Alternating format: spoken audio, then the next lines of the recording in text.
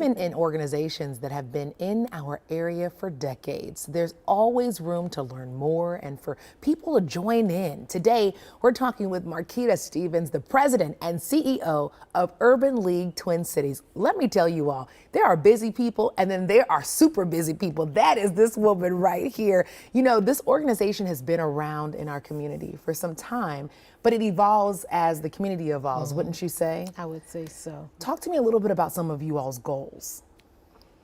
Goals are ever changing because the landscape is ever changing. And just for example, as legislation changes, we then have to keep up with that and create new and different and more targeted ways to meet the population that we're concerned about. So for example, most recently, and I'm sure you already know about it, the legislation that was passed with the African American Heritage Preservation Act, Family Heritage Preservation Act.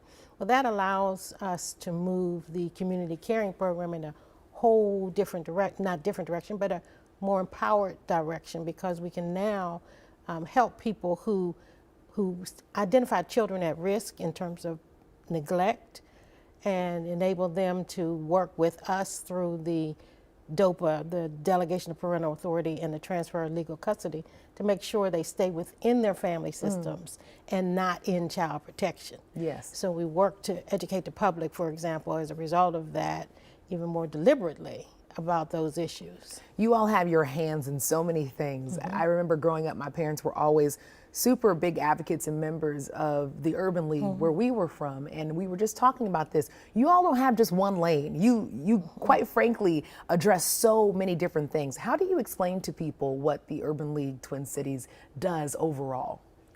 We probably would be better able to describe it by saying, what don't we do?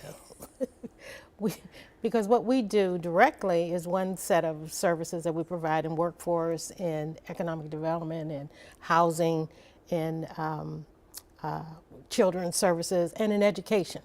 But then we have all of our partners. There are certain agencies that rent in our building, and through their services, we bring in people into the fold of the Urban League so they can get food, vouchers, et cetera, in order to do what they need to do. So we are a collaborative organization with any number of others that seek to empower, build, and lift up the community at large.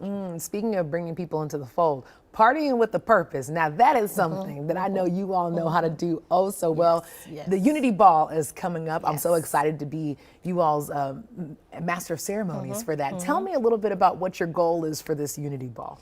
Well, the Unity Ball is our one opportunity a year to raise funds from the general public, from our supporters, from people that are interested in what we do, that share our vision, that share our love for the community, and share our desire to make this the best place in the country to live.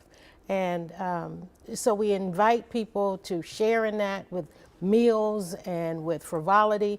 We've got a great speaker this year with Laura Coates, one of the CNN personalities, and we'll have the after party with DJ Trauma, who is Dave Chappelle's DJ. Wow, it's going to be a great time. Yes, yes. So come one, come all, enjoy yourself, support a great cause, and take home some live action items and enjoy yourself for a good cause. Yes, it sounds like a great time, and I'm excited to be a part of it as well. And of course, we have all the information that you need at KARE11.com/noon.